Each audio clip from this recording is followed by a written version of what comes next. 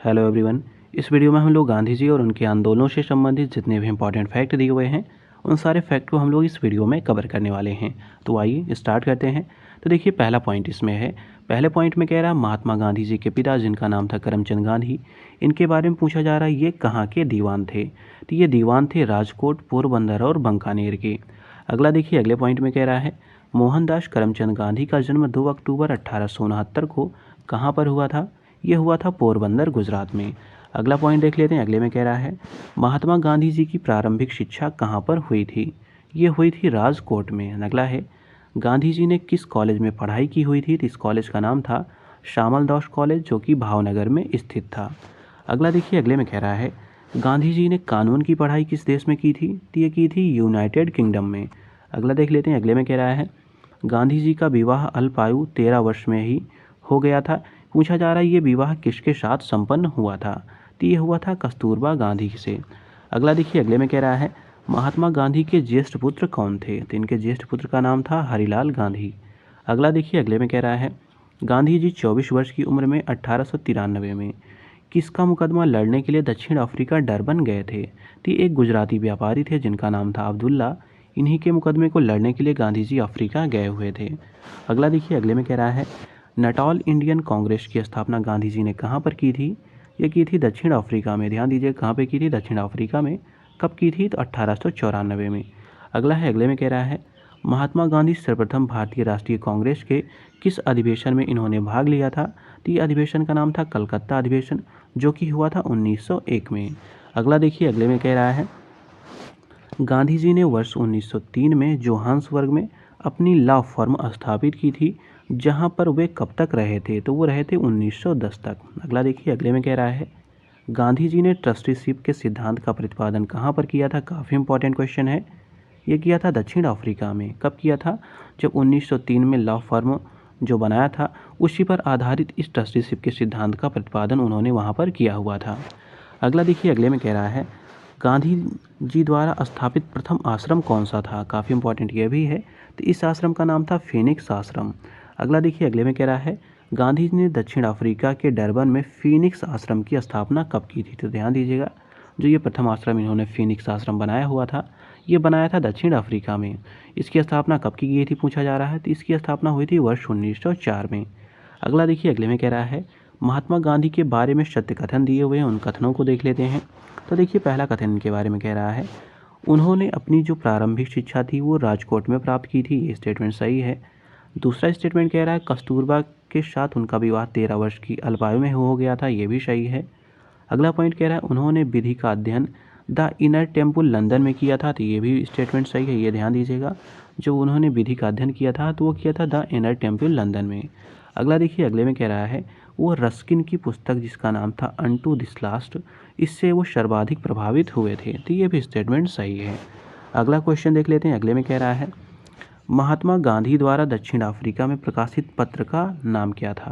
तो इस पत्र का नाम था इंडियन ओपिनियन। ये काफ़ी इंपॉर्टेंट है, इसको ध्यान दीजिएगा। अब अगला देख लेते हैं, अगला पॉइंट क्या दिया हुआ है।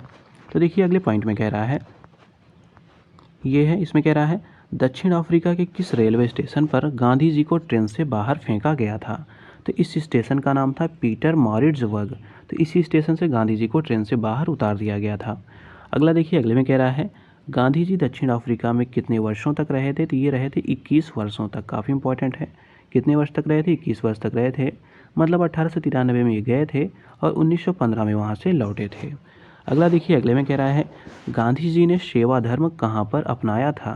तो ये अपनाया था दक्षिण अफ्रीका में। अगला है मेरा प्रत्येक लघुत्तम कार्यकलाप उस द्वारा निर्देशित होता है जिसे मैं धर्म समझता हूँ। यह कथन किसका है। तो ये कहा था गांधी जी ने।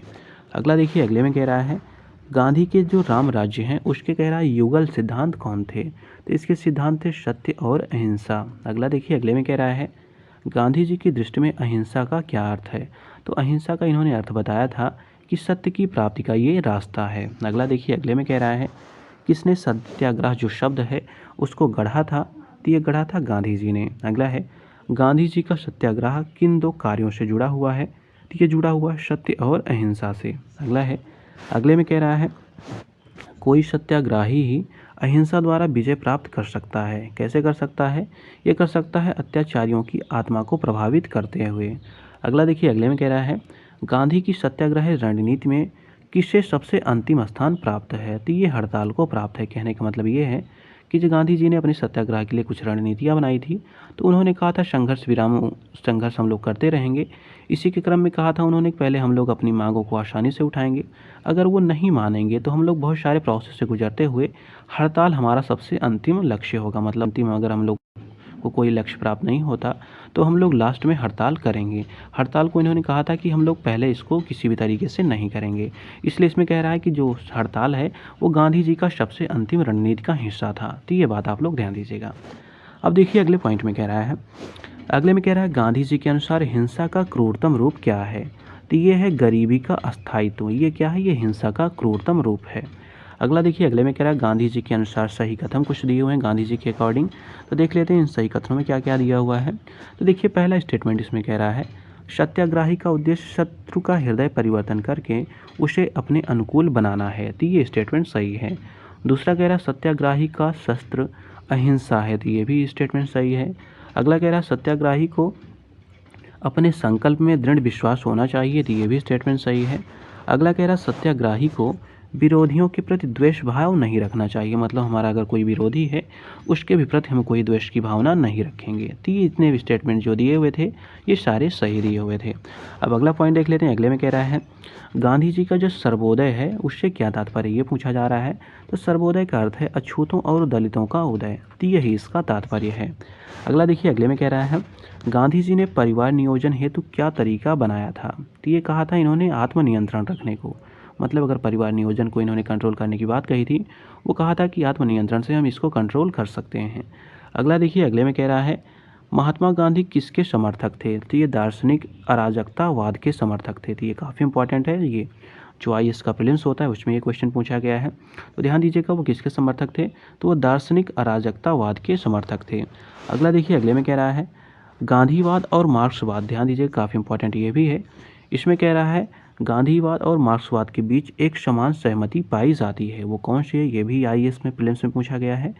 तो ये है एक अंतिम लक्ष्य के रूप में राज्यविहीन समाज। मतलब जो राज्यविहीन समाज है उसमें मतलब राज्यविहीन जो समाज की संकल्पना है, इस संकल्पना में गांधी जी और जो मार्क्सवाद हैं इन दोनों के विचार आपस में मेल खाते हैं।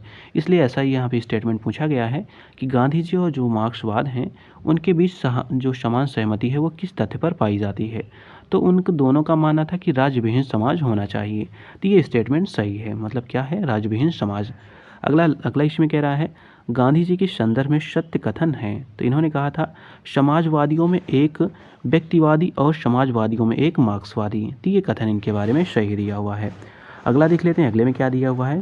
तो देखिए अगले पॉइंट में कह रहा है महात्मा गांधी के अनुसार राजनीति से तात्पर्य क्या था? तो इन्होंने राजनीति से तात्पर्य बनाया था जन कल्याण के लिए सक्रियता। तो इसी को इन्होंने राजनीति बताया था। अगला देखिए, अगले में कह रहा है गांधी जी ने राजनीति का जो प्रतिमान प्रस्तुत किया था वो कौन सी विशेषता उसमें नहीं थी?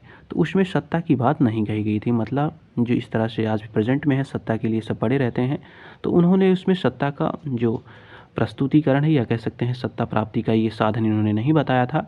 उन्होंने बताया थे राजनीति सिर्फ एक जन कल्याण के लिए एक सक्रियता है। इन्होंने सत्ता की बात किसी भी तरीके से नहीं की हुई थी। तो ये बात आप लोग ध्यान दीजिएगा। अब देखिए अगला पॉइंट इसमें कह रहा है गांधी के राजनीतिक संगठन के उप ठेकेदारों का उपयोग करने की व्याख्या का सिद्धांत किसने प्रतिपादित किया था? ये किया था ज्यूडिस ब्राउन ने। किसने किया था? ज्यूडिस ब्राउन ने। अगला देखिए अगले में कह रहा है कौन कहा करते थे गलत साधन हमें कभी भी सही उद्देश्य तक नहीं ले जा सकते? तो ये कहते थे ये गांधी जी। मतलब जो गांधी जी थे उनका ये स्टेटमेंट था। अगला देखिए अगले में कह रहा है कौन इस सिद्धांत के प्रबल समर्थक थे कि जो नैतिक दृष्टिकोण से गलत है वह राजनीतिक दृष्टिकोण से भी सही नहीं हो सकता? तो ये कहते थे के गांधी जी। अगला देखिए अगले में कह रहा है गांधी जी के जीवन दर्शन कार्य पद्धति पर सर्वाधिक प्रभाव किनका था? तो ये था John Ruskin, David Thoreau, Leo Tolstoy. तो इनका सबसे ज़्यादा प्रभाव इनके जीवन पर था। अगला देखिए अगले में कह रहा है महात्मा गांधी ने कहा था कि उनकी कुछ सबसे गहन धारणाएं अनटू दिस लास्ट नामक पुस्तक में प्रतिबिंबित होती हैं। इस पुस्तक ने उनके जीवन को बदल डाला। इस पुस्तक का वह संदेश क्या था जिन्होंने गांधी जी के जीवन को बदल डाला? तो इसमें यह संदेश था कि व्यक्ति का जो कल्याण होगा वो सबके कल्याण में निहित है। तो इसी धारणा ने, या कह सकते हैं इसी स्टेटमेंट ने, गांधी जी के जीवन को बदल डाला था। अगला देखिए, अगले में कह रहा है मोहनदास करमचंद गांधी किसके लिए सर्वाधिक जाने जाते हैं? तो ये जाने जाते हैं भारतीय स्वतंत्रता की प्राप्ति हेतु निष्क्रिय विरोध करने के लिए। ठीक है, ध्यान दीजिएगा, किसके लिए जाने जाते हैं? निष्क्रिय विरोध के लिए। अगला देखिए, अगले में कह रहा है हिंद स्वराज किसने लिखा था? यह लिखा था महात्मा गांधी जी ने। अगला है, अगले में कह रहा महात्मा गांधी ने किस वर्ष हिंद स्वराज लिखा था? तो ये लिखा था 1909 में। अगला है, किस भाषा के हिंद स्वराज नामक, जो पूछा जा रहा है किस भाषा में ये हिंद स्वराज जो पुस्तक है वो लिखी गई थी? यह लिखी गई थी गुजराती में, जो कि लिखी गई थी 1909 में, लिखा था गांधी जी ने। अगला देखिए, अगले में कह रहा है गांधी जी के पदार्पण से पूर्व भारत में राष्ट्रीय आंदोलन की दिशा को किन अंतर्राष्ट्रीय घटनाओं ने प्रभावित किया था? तो देखिए, कुछ घटनाएं दी हुई, इनको देख लेते हैं। तो देखिए, पहली घटना थी 1898 की इटली अबिसीनिया युद्ध ने। तो इस घटना ने प्रभावित किया था अंतर्राष्ट्रीय राजनीति को। दूसरी घटना है चीन के बक्सर आंदोलन ने। ध्यान दीजिएगा, जो चीन का बक्सर आंदोलन था उसने प्रभावित किया था। इसके अतिरिक्त जो आयरलैंड के क्रांतिकारी आंदोलन थे इसने भी प्रभावित किया हुआ था। इसके अतिरिक्त जो फोर्थ है उसमें कह रहा है रूस जापान के युद्ध में जापान की विजय ने भी प्रभावित किया हुआ था। अगला देखिए, अगले पॉइंट में कह रहा है मोहनदास करमचंद गांधी 2 दशक विदेश में रहने के बाद किस वर्ष भारत आए थे? तो ये आए थे वर्ष 1915 में। ये बात ध्यान दीजिएगा। अगला देखिए, अगले में कह रहा है वर्ष 1915 में किस महीने में महात्मा गांधी ने नस्लवाद शासन के खिलाफ अपने सफल आंदोलन के बाद आखिरकार दक्षिण अफ्रीका से वापसी की थी? तो ये की थी 9 जनवरी 1915 को। और इसीलिए ध्यान दीजिएगा, जो 9 जनवरी का दिन है उस दिन प्रवासी भारतीय दिवस मनाया जाता है। अगला देखिए, अगले में कह रहा है महात्मा गांधी जी किसको अपना राजनीतिक गुरु या उपदेशक मानते थे? तो ये मानते थे गोपाल कृष्ण गोखले को। अगला है, किसने महात्मा गांधी को आदेशित किया था कि भारत में वह प्रथम वर्ष खुले कान एवं मुंह बंद कर व्यतीत करें? मतलब जो इनका पहला वर्ष हो वो क्या करें, वो प्रथम वर्ष अपने खुले कान रखें लेकिन अपने मुंह को बंद करें। तो ये बताया था किसने? गोपाल कृष्ण गोखले ने, ऐसा गांधी जी को कहा हुआ था। अगला देखिए, अगले में कह रहा है, अगला क्या स्टेटमेंट है? तो देखिए, अगला पॉइंट इसमें दिया हुआ है। इसमें कह रहा है भारतीय राजनीति में, ध्यान दीजिएगा, भारतीय राजनीति में प्रवेश के पूर्व एक वर्ष तक देश में पर्यवेक्षक एवं विद्यार्थी के रूप में रहने की सलाह गांधी जी को किसने दी थी? तो ये दी थी गोपाल कृष्ण गोखले ने। ऐसा क्यों दिया हुआ था? क्योंकि उन्होंने कहा था कि आप पहले हमारे देश को समझिए। जो भारत देश है बेसिकली उन्हीं का भी देश था, लेकिन वहाँ पे वो ज़्यादा रहते नहीं थे। तो उनका उद्देश्य ये था, गोपाल कृष्ण गोखले जी का, कि आप पहले भारत जो हमारा है उसको अच्छे ढंग से समझिए। 1 आध साल आप कम से कम भ्रमण करिए चारों तरफ, तब आप इस देश को आसानी से समझ पाएंगे। तो इसीलिए ये स्टेटमेंट बनाया गया है। अगला देखिए, अगले में कह रहा है भारत के स्वतंत्रता आंदोलन के दौरान महात्मा गांधी द्वारा स्थापित साबरमती आश्रम कहाँ पर स्थित है? तो ये है अहमदाबाद, जो कि है कोचरब क्षेत्र में। ये बनाया कब गया था? 1915 में। अगला देखिए, अगला है चंपारण आंदोलन के बारे में। जो गांधी जी का चंपारण आंदोलन था इसके बारे में क्या दिया इसको देख लेते हैं। तो देखिए, इसमें पहला पॉइंट कह रहा है भारतीय राष्ट्रीय कांग्रेस के किस अधिवेशन में महात्मा गांधी को चंपारण के किसानों की समस्या से अवगत कराया गया था? यह हुआ था लखनऊ अधिवेशन, जो कि हुआ था 1916 में। इसी में चंपारण के किसानों की जो समस्या थी उसको अवगत कराया गया था। अगला देखिए, अगले में कह रहा है किसने यूरोपियन नील बागान मालिकों द्वारा किसानों के शोषण की तरफ गांधी जी का ध्यान आकर्षित किया था? यह किया था राजकुमार शुक्ल ने। अगला है साबरमती आश्रम का वास्तविक नाम क्या था? तो इसका नाम था सत्याग्रह आश्रम। काफ़ी इंपॉर्टेंट है, इसको ध्यान दीजिएगा। तो जो साबरमती आश्रम है उसका वास्तविक नाम सत्याग्रह आश्रम था। अगला देखिए, अगले में कह रहा है महात्मा गांधी ने भारत में अपना पहला जन भाषण कहाँ पर दिया था? ये दिया था वाराणसी में, मतलब बीएचयू का उद्घाटन था उसी समय गांधी जी ने अपना पहला भाषण दिया हुआ था। बात कब की है? फरवरी 1916 की ये बात है। अगला देखिए, अगले में कह रहा है अखिल भारतीय राजनीति में गांधी जी का पहला साहसिक कदम क्या था? तो ये था चंपारण आंदोलन, जो कि हुआ था 1917 में। अगला देखिए, अगले पॉइंट में कह रहा है भारत में गांधी जी का प्रथम सत्याग्रह आंदोलन कौन सा था जिसमें उन्होंने सविनय अवज्ञा का प्रयोग किया था? तो ये था चंपारण आंदोलन। अगला है महात्मा गांधी ने प्रथम सत्याग्रह अभियान कहाँ पर चलाया था? तो ये चलाया था चंपारण में। चंपारण कहाँ पे है? तो ये बिहार में स्थित है। अगला देखिए, अगले में कह रहा है गांधी जी ने चंपारण नामक एक छोटे से गांव में असहयोग आंदोलन शुरू किया था। चंपारण वर्तमान में भारतीय किस राज्य में स्थित है? तो यह है बिहार में। अगला है चंपारण जो जनपद है वहाँ पे तिनकठिया प्रथा का तात्पर्य क्या था, मतलब जो चंपारण था वहाँ पे एक तिनकठिया पद्धति प्रचलित थी, उस तिनकठिया पद्धति के बारे में पूछा जा रहा है। तो इसमें ये प्रोसेस अपनाया गया था कि जो किसान होंगे अगर वो 20 विषयों पे, ध्यान दीजिएगा 20 विषयों पे अगर वो खेती करते हैं तो उनको उसमें से 3 विषयों पर नील की खेती करनी पड़ेगी। मतलब 3/20 में जो भूभाग होगा उस पर उनको नील की खेती करनी है। तो ये थी तिनकठिया पद्धति, मतलब एक विषय है तो उस पर आप 3 विषयों पर आप नील की खेती करिए। तो यही था तिनकठिया पद्धति। अगला देखिए, अगले में कह रहा है गांधी जी का चंपारण आंदोलन क्या था। तो ये था नील कृषकों की समस्याओं के समाधान हेतु। अगला देख लेते हैं, अगले में कह रहा है महात्मा गांधी ने सर्वप्रथम किस किसान आंदोलन में भाग लिया था। तो इन्होंने लिया था चंपारण में। अगला देखिए, अगले में कह रहा है चंपारण आंदोलन के किन नेताओं ने गांधी जी के साथ संघर्ष किया हुआ था, मतलब इन्होंने संघर्ष में भाग लिया हुआ था चंपारण में, किन किन नेताओं ने। इन नेताओं का नाम पूछा जा रहा है। तो इन नेताओं में ध्यान दीजिएगा काफ़ी इंपॉर्टेंट नेता हैं।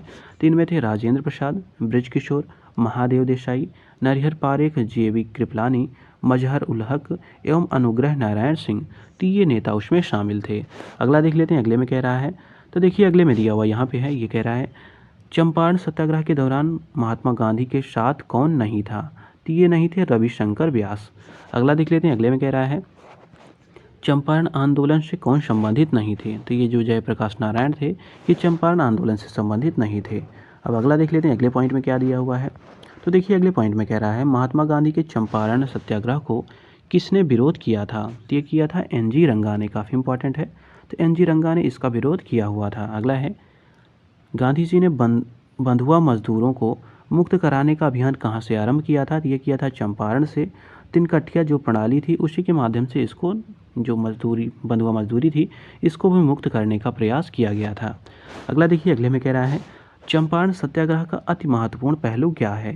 तो इसमें इसका महत्वपूर्ण पहलू ये है कि इसने भारत के राष्ट्रीय आंदोलन में किसान असंतोष को शामिल कर लिया था। मतलब जो किसान थे इन किसानों को भी इस आंदोलन में शामिल कर लिया था। मतलब क्या है, कहने का तात्पर्य है कि जो आंदोलन बाद के होते हैं तो एक तरह से कह सकते हैं किसानों को इस आंदोलन में शामिल करने के लिए ये एक चंपारण जो आंदोलन था ये काफ़ी सफल आंदोलन रहा था। क्योंकि जो चंपारण आंदोलन होता है इसमें बहुत सारे कृषक की समस्याएं थी, तो वो कृषक भी क्या करते हैं, गांधी जी के साथ हो लेते हैं और अंतिम तक गांधी जी के साथ लड़ते रहते हैं। तो इसका सबसे इम्पॉर्टेंट पहलू यही था कि जो आंदोलन होता है उसमें जो किसान रहते हैं वो हमेशा हमेशा के लिए जुड़ जाते हैं। अगला देखिए, अगले में कह रहा है, अगले पॉइंट में कह रहा है चंपारण नील आंदोलन के राष्ट्रीय नेता कौन थे। तो ये थे महात्मा गांधी जी।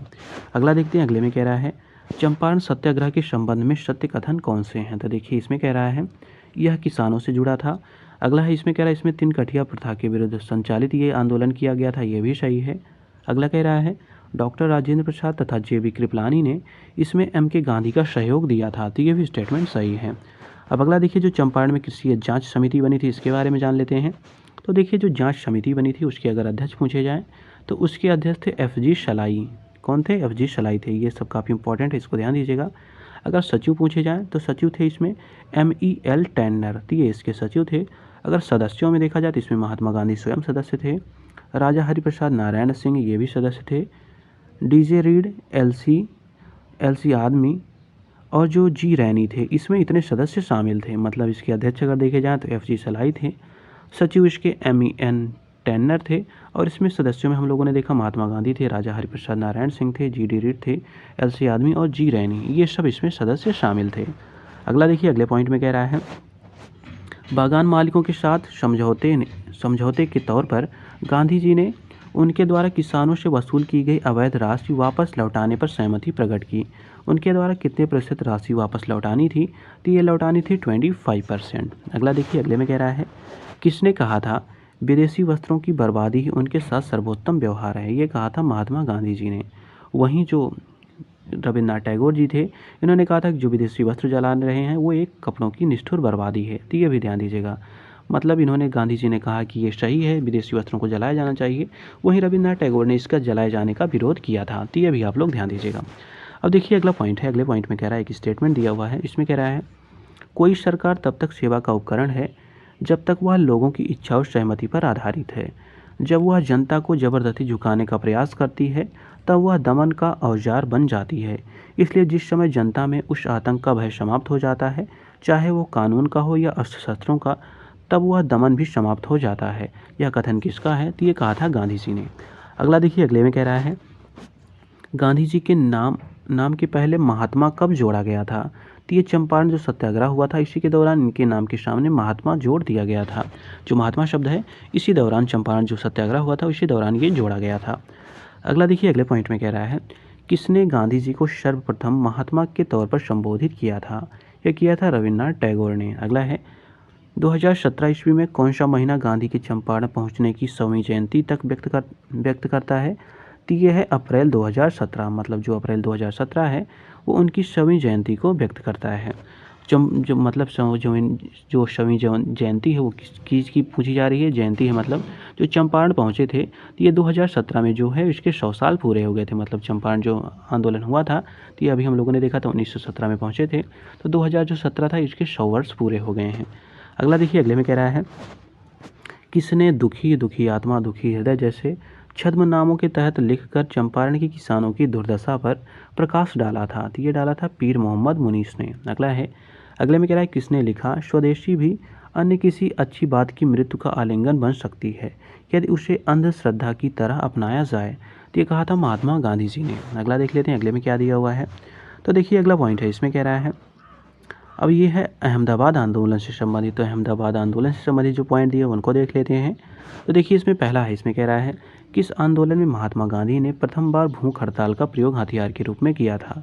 ये किया था अहमदाबाद मिल की हड़ताल में, जो कि हुई थी फरवरी मार्च 1918 में। अगला है, अगले में कह रहा है वर्ष 1918 में किस शहर में महात्मा गांधी ने सफलतापूर्वक मिल मजदूरों की हड़ताल का नेतृत्व किया था? तो ये किया था अहमदाबाद में। अगला है, गांधी जी ने अपना दूसरा सत्याग्रह कब प्रारंभ किया था? तो ये प्रारंभ किया था मजदूरों को कम वेतन दिया जाता था, इसी के विरोध में इन्होंने जो गांधी जी हैं इन्होंने सत्याग्रह प्रारंभ किया हुआ था। अगला देखिए, अगले में कह रहा है महात्मा गांधी का कौन सा संघर्ष औद्योगिक श्रमिकों से संबंधित था? तो ये था अहमदाबाद जो मिल का संघर्ष हुआ था ये औद्योगिक श्रमिकों से संबंधित था। अगला है, अगले में कह रहा है किसके लिए अहमदाबाद सत्याग्रह प्रारंभ किया गया था? तो ये किया गया था सूती मिल कामगारों के लिए। मतलब जो सूती मिल की फैक्ट्री थी उसमें जो कामगार वहाँ पे कार्य करते थे उनके लिए आंदोलन प्रारंभ किया गया था।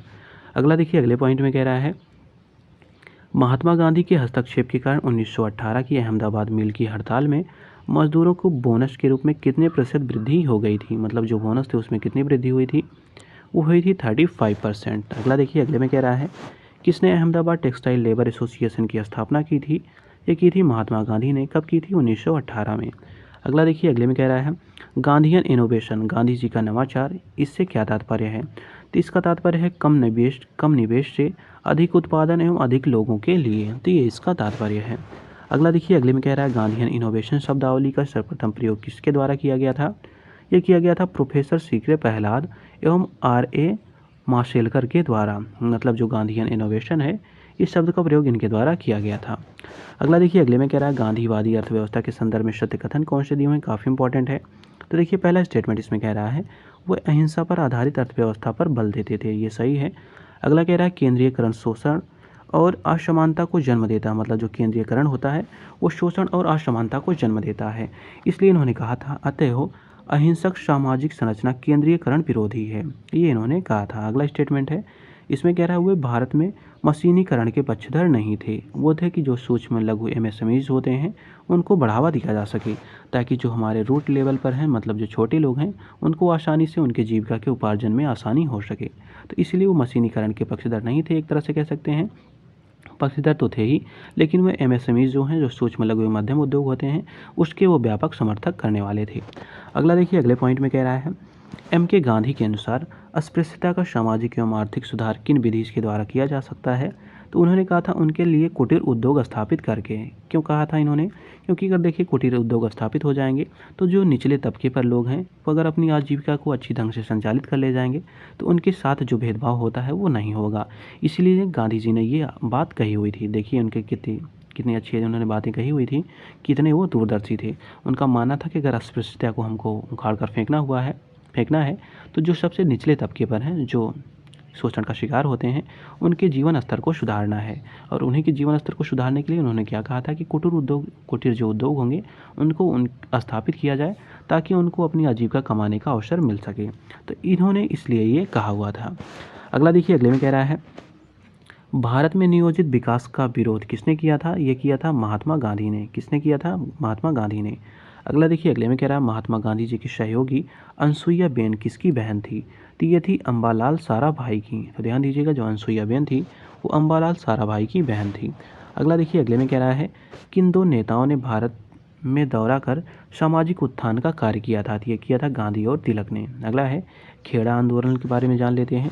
तो देखिए जो खेड़ा आंदोलन था, इसमें पहला फैक्ट दिया हुआ, इसमें कह रहा है खेड़ा के किसानों के पक्ष में महात्मा गांधी ने सत्याग्रह संगठित करने का क्या कारण था? मतलब जो खेड़ा के किसान के पक्ष में है उसमें गांधी जी ने क्यों आंदोलन किया हुआ था? क्योंकि देखिए अकाल वहाँ पर पड़ा हुआ था। अकाल पड़ने के बावजूद प्रशासन ने भू राजस्व की उगाही स्थगित नहीं की थी, मतलब वो लगातार भू उगाही कर रहे थे, तो इसलिए खेड़ा आंदोलन किया गया था। अगला देख लेते हैं अगले पॉइंट में क्या है। तो देखिए अगला है खेड़ा सत्याग्रह का नेतृत्व किसने किया था? ये पूछा जा रहा है। तो खेड़ा जो सत्याग्रह था उसका नेतृत्व किया था गांधी जी ने। ये कब हुआ था? ये हुआ था 22 मार्च 1918 को। अगला देखिए अगले में कह रहा है सरदार वल्लभ भाई पटेल ने गांधी जी के किस आंदोलन में अनुयायी बनने की प्रेरणा दी थी? तो ये दी थी खेड़ा आंदोलन में। मतलब जो खेड़ा आंदोलन था उससे सरदार पटेल को लगता है कि हमें भी इनका गांधी जी जो हैं इनका अनुयायी बन जाना चाहिए। अब अगला देखिए अगला है मॉन्टेग्यू चेम्सफोर्ड सुधार, इसके बारे में जान लेते हैं। तो देखिए इसमें पहला पॉइंट कह रहा है मॉन्टेग्यू ने भारत के विभिन्न चरणों में उत्तरदायी शासन आरंभ करने के बारे में घोषणा कब की थी? ये की थी 20 अगस्त 1917 को। अगला है 20 अगस्त 1917 में मॉन्टेग्यू द्वारा प्रसिद्ध घोषणा में शामिल प्रमुख कारक कौन कौन से थे? देखिए इसमें जो कारक थे वो दिए हुए हैं। तो पहला इसमें था उस समय जारी युद्ध में भारतीय सहायता की बड़ी आवश्यकता थी। इसके अतिरिक्त अगला पॉइंट है भारतीय राष्ट्रीय कांग्रेस का मुस्लिम लीग की एकता को भंग करना इसका उद्देश्य था। अगला था इसमें मेसोपोटामिया इंक्वायरी आयोग के द्वारा भारतीय सरकार पर कठोर अभियोग लगाना, तो ये इसके उद्देश्य थे। अगला देख लेते हैं अगले में क्या है। अगला इसमें क्वेश्चन दिया हुआ, इसमें कह रहा है भारत में मॉन्टेग्यू चेम्सफोर्ड सुधार किस वर्ष लागू किया गया था? ये लागू किया गया था दिसंबर 1919 में। अगला है वर्ष 1919 के सुधारों की भारतीयों की आकांक्षाओं को पूर्ण करने में असफलता के साथ भारतीय राष्ट्रीय कांग्रेस से स्वराज अथवा स्वशासन हेतु आंदोलन किसने नेतृत्व में प्रारंभ किया हुआ था? तो ये किया था किसके नेतृत्व में चला था? तो महात्मा गांधी के नेतृत्व में ये स्टार्ट किया गया था। अगला देख लेते हैं। अगला है रॉलेट एक्ट और जलियांवाला बाग हत्याकांड से रिलेटेड कुछ पॉइंट दिए, उनको देख लेते हैं। तो देखिए इसमें कह रहा है 1919 में गांधी जी ने सत्याग्रह के लिए आह्वान किया था, जिसके खिलाफ अंग्रेजों ने कौन सा अधिनियम पारित किया था? ये किया था रॉलेट एक्ट। अगला देखिए अगले में कह रहा है रॉलेट अधिनियम किस कमेटी की सिफारिश पर आधारित था? तो ये था सेडिशन कमेटी की सिफारिश पर। अगला देखिए अगले में कह रहा है the anarchical and revolutionary crime act 1919 को सामान्य बोलचाल में क्या कहा जाता था? तो इसी को रॉलेट एक्ट कहा जाता था। अगला देखिए अगले में कह रहा है रॉलेट एक्ट लाए जाने का प्रयोजन क्या था? तो इसका प्रयोजन ये था कि राष्ट्रीय जो क्रांतिकारी गतिविधियां हैं उन पर रोक लगाई जा सके। अगला है रॉलेट एक्ट को किस वर्ष पारित किया गया था? ये पारित किया गया था 1919 में। अगला है रॉलेट एक्ट भारत में कब लागू किया गया था? तो ये किया गया था 1919 में। अगला है रॉलेट एक्ट का लक्ष्य क्या था? तो इसका लक्ष्य ये था कि बिना मुकदमा चलाए जो बंदी हैं उनको बना लिया जाए और मुकदमों की जो सुनवाई है उसको संक्षिप्त प्रक्रिया के द्वारा निपटाया जाए। मतलब अगर ज़रूरत पड़े, जैसे कोई शक हो जाता है किसी को, अधिकारी को, तो बिना मुकदमा चलाए ही जिसको वो बंदी बनाना चाहता है उसको बंदी बना ले, ताकि जो आंदोलन चल रहे हैं उन आंदोलनों को स्थगित किया जा सके। अगला देखिए अगले में कह रहा है रॉलेट एक्ट किस वायसराय के काल में पारित हुआ था? तो उस समय थे लॉर्ड चेम्सफोर्ड। इनका ड्यूरेशन है 1916 से 1921। अगला देखिए अगले में कह रहा है रॉलेट एक्ट अधिनियम 1919 समेकित रूप से क्या था? तो इसमें देखिए इसने राजनीतिक गतिविधियों को दबा दिया और राजनीतिक कैदियों को बिना किसी मुकदमे में 2 वर्ष तक हिरासत में रखने की अनुमति दे दी। मतलब एक तरह से ये था कि जो आंदोलन चल रहे हैं आंदोलनों को किसी भी तरीके से उनका दमन करना था, इसलिए इस रॉलेट एक्ट को लाया गया था। तो देखिए अगले पॉइंट में क्या है। तो अगला पॉइंट कह रहा है ब्रिटिश सरकार ने कुख्यात रॉलेट एक्ट कब पारित किया था? तो ये किया था 1919 में। अगला देखिए अगले में कह रहा है भारतीय स्वतंत्रता संग्राम के दौरान रॉलेट एक्ट ने किस कारण से सार्वजनिक रोष उत्पन्न किया था? क्योंकि देखिए इसमें ऐसा प्रावधान किया गया था कि लोगों को बिना मुकदमा चलाए जेल भेजने के अधिकृत कर सकता था। मतलब बिना मुकदमा चले ही आप पे शक हो जाता है, बस शक के आधार पर आपको जेल कर दिया जाएगा। तो इसीलिए की भावना की भड़क गई कि देखिए ये एक तरह से हम लोगों की जो अभिव्यक्ति की स्वतंत्रता है उस पर ये चोट पहुंचाई जा रही है, इसलिए ये आंदोलन भड़क गया था। अगला देखिए अगले में कह रहा है रॉलेट एक्ट का भारतीय राष्ट्रीय कांग्रेस ने विरोध किया था, क्योंकि इसका लक्ष्य क्या था? क्योंकि इसका लक्ष्य था व्यक्तिगत स्वतंत्रता को सीमित करना। अगला देखिए, अगले में कह रहा है रॉलेट एक्ट के विरोध में किसने लगान न देने का आंदोलन चलाने का सुझाव दिया था? यह दिया था स्वामी श्रद्धानंद ने। किसने दिया था? स्वामी श्रद्धानंद ने। अगला है, अगले में कह रहा है अखिल भारतीय राजनीति में गांधी का पहला साहसिक कदम क्या था? तो यह था रॉलेट सत्याग्रह। अगला देख लेते हैं, अगले में कह रहा है, अगला दिया हुआ इसमें कह रहा है कौन सी महत्वपूर्ण घटना जलियांवाला बाग नरसंहार के तुरंत पूर्व घटित हुई थी? तो ये थी रॉलेट एक्ट। अगला देखिए, अगले में कह रहा है किसके कारण सार्वजनिक रोष की लहर उभरी, जिसके फलस्वरूप जलियांवाला बाग में ब्रिटिश सरकार द्वारा जनसंहार की घटना घटी थी? तो ये था रॉलेट एक्ट। अगला देखिए, अगले में कह रहा है किस अधिनियम में मुस्लिम लीग ने एक प्रस्ताव पारित किया जिसमें बकरीद के अवसर पर गोवध को निषिद्ध किया गया था? तो ये था 1919 ईस्वी में मुस्लिम लीग के अमृतसर अधिवेशन में ये काम किया गया था। अगला देखिए, अगले में कह रहा है रॉलेट एक्ट की प्रतिक्रिया के रूप में किसको राष्ट्रीय अपमान दिवस के रूप में आयोजित किया गया था?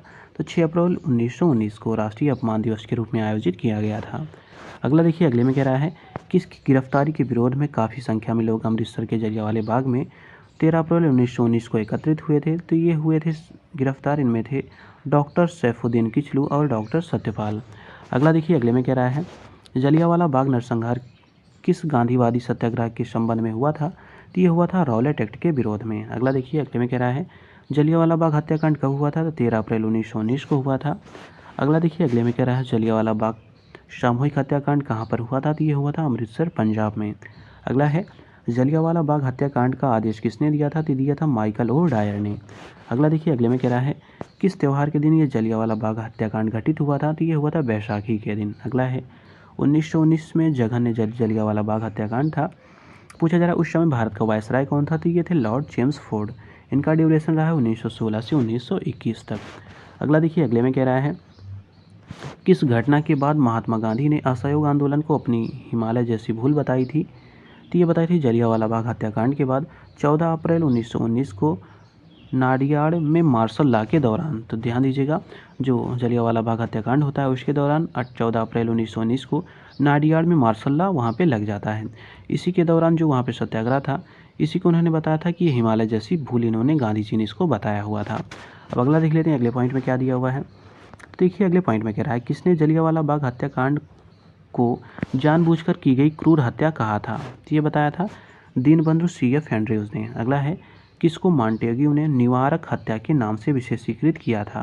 तो यह था जो जलियांवाला बाग हत्याकांड, उसी को निवारक हत्या के रूप में विशेषीकृत किया गया था। अगला देखिए, अगले में कह रहा है जलियांवाला बाग हत्याकांड के विरोध में वायसराय की कार्यकारिणी जो परिषद थी उसकी सदस्यता से किसने इस्तीफा दे दिया था? तो इनका नाम था शंकरन नायर। ये काफ़ी इंपॉर्टेंट है, इसको ध्यान दीजिएगा। अब अगला देखिए, अगले में कह रहा है जलियांवाला बाग हत्याकांड 1919 में पंजाब में हुए अत्याचारों से अपने विरोध के रूप में किस विख्यात व्यक्ति ने ब्रिटिश सरकार द्वारा प्रदान की गई नाइटहुड की उपाधि वापस कर दी थी? तो ये की थी रविन्द्रनाथ टैगोर जी ने। अगला है जलियांवाला बाग हत्याकांड की जांच के लिए बनाई गई कमेटी का नाम क्या था? तो इसका नाम था हंटर कमीशन। अगला है जलियांवाला बाग नरसंहार पर कांग्रेस जांच समिति की रिपोर्ट के प्रारूप लिखने का कार्य किसने किया था? यह किया था महात्मा गांधी जी ने। अगला है लंदन में 13 मार्च 1940 को सर माइकल ओ डायर को किसने गोली मारी थी? तो ये मारी थी उधम सिंह ने। अब अगला देख लीजिए, अगले में प्रमुख घटनाएं हैं, उनके वर्ष दिए हुए, इनको देख लेते हैं। तो देखिए, प्रमुख घटना में पहली घटना है, इसका नाम है द अनॉरिकल एंड रिवोल्यूशनरी एक्ट। तो ये कब आया था? तो ये आया था मार्च 1919 में। अगला है डॉक्टर सत्यपाल एवं सैफुद्दीन किचलू की गिरफ्तारी कब हुई थी? तो 9 अप्रैल 1919 को हुई थी। जलियांवाला बाग नरसंहार कब हुआ था? 13 अप्रैल 1919 को। अगला है रविन्द्रनाथ टैगोर द्वारा नाइटहुड की उपाधि का परित्याग कब किया गया था? 30 मई 1919 को इसका परित्याग किया गया था। अगला है मॉन्टेग्यू चेम्सफोर्ड सुधार की घोषणा कब हुई थी? तो 1919 में हुई थी। अगला है कांग्रेस का अमृतसर अधिवेशन कब हुआ था? दिसंबर 1919 में। अगला है सर माइकल ओ डायर का वध कब हुआ था? तो ये हुआ था 13 मार्च 1940 को। अब विविध में रिलेटेड क्या है गांधी जी से, उनको देख लेते हैं। तो देखिए, इसमें पहला कह रहा है किसकी मृत्यु पर महात्मा गांधी ने कहा था उनकी मृत्यु से मुझे विदुर बना दिया है? मतलब किसकी मृत्यु से उन्होंने कहा था कि मुझे उसने विदुर बना दिया है उनकी मृत्यु ने? तो ये थे मगनलाल गांधी। कौन थे? मगनलाल गांधी। अगला देखिए, अगले में कह रहा है महात्मा गांधी अहिंसात्मक कृति के सौम्य पैगाम्बर थे, यह किसने कहा था? तो ये कहा था लैरी कॉलिस और डोमिनिक लापियरे ने। किसने कहा था? डोमिनिक लापियरे ने ये कहा हुआ था। अगला देखिए अगले में कह रहा है आगामी पीढ़ियां शायद ही विश्वास करें कि ऐसा कोई रक्त मांस का मानव कभी पृथ्वी पर अवतरित हुआ था। महात्मा गांधी के विषय में ये किसने कहा हुआ था? तो ये कहा था अल्बर्ट आइंस्टाइन ने। अगला देखिए अगले में कह रहा है पुस्तक जिसका नाम है at the feet of Mahatma Gandhi, इसके लेखक कौन है? तो ये हैं डॉक्टर राजेंद्र प्रसाद। अगला है किस आंदोलन से गांधी जी संबंधित थे? तो ये थे खेड़ा खिलाफत आंदोलन, सविनय अवज्ञा आंदोलन, व्यक्तिगत सत्याग्रह और भारत छोड़ो आंदोलन। अगला देख लेते हैं अगले में क्या दिया हुआ है। तो देखिए अगले पॉइंट में कह रहा है किसका नेतृत्व महात्मा गांधी जी ने नहीं किया था? तो जो स्वदेशी आंदोलन एवं बारदोली था, इसका आंदोलन जो ये हुआ था, इसका नेतृत्व गांधी जी ने नहीं किया था। अगला है किस सत्याग्रह आंदोलन में गांधी जी ने प्रत्यक्ष रूप से भाग नहीं लिया था? तो यह था बायकोम सत्याग्रह। अगला देखिए अगले में कह रहा है स्वाधीनता आंदोलन के दौरान महात्मा गांधी के करीबी अंग्रेज मित्र कौन थे? तो ये थे C.F. एंड्रयूज, जिनको दीनबंधु नाम से जाना जाता है। अगला है गांधी के संदर्भ में सत्य कथन कौन से हैं? तो देखिए इनके बारे में कुछ कथन दिए हुए हैं जो सारे सत्य हैं, इनको देख लेते हैं। तो देखिए पहला है जाति विहीन अछूतों की दशा में सुधार के लिए कठोर संघर्ष किया था, ये सही है। दूसरा है असहयोग आंदोलन शुरू किया था। तीसरा है सविनय अवज्ञा आंदोलन भी शुरू किया गया था। अगला देखिए अगले में कह रहा है कांग्रेस ने किस अधिवेशन तक गांधी जी की आत्मकथा लिखी गई थी? तो ये था नागपुर अधिवेशन जो 1920 था। तो कांग्रेस ने पूछा जा रहा है कांग्रेस ने किस अधिवेशन तक गांधी जी की आत्मकथा लिखी थी? तो ये था नागपुर अधिवेशन 1920। अगला देखिए अगले में कह रहा है माई एक्सपेरिमेंट विद ट्रुथ के लेखक कौन थे? तो ये थे महात्मा गांधी जी। अगला देखिए अगले में कह रहा है महात्मा गांधी ने अपनी आत्मकथा जिसको ऑटोबायोग्राफी कहते हैं मूल रूप से किस भाषा में लिखी थी? ये लिखी थी गुजराती में। अगला है महात्मा गांधी की आत्मकथा के विषय में सत्य दिए हुए हैं जो कथन, उनको देख लेते हैं। तो देखिए इसमें बताया गया था तिनकटिया प्रथा का इसमें वर्णन किया गया है, ये सही है। दूसरा है सत्याग्रह शब्द की उत्पत्ति का भी इसमें वर्णन किया गया है। अगला है इसमें इंडियन ओपिनियन समाचार पत्र का भी वर्णन किया गया है। अगला देखिए अगले में कह रहा है गोखले माई पॉलिटिकल गुरु किसने लिखी हुई है? तो ये लिखी हुई M.K. गांधी ने, मतलब M.K. गांधी की ये पुस्तक है। अगला है दक्षिण अफ्रीका से लौटने के पश्चात महात्मा गांधी ने किस संगठन की सदस्यता ग्रहण की थी? ये की थी होम रूल लीग की।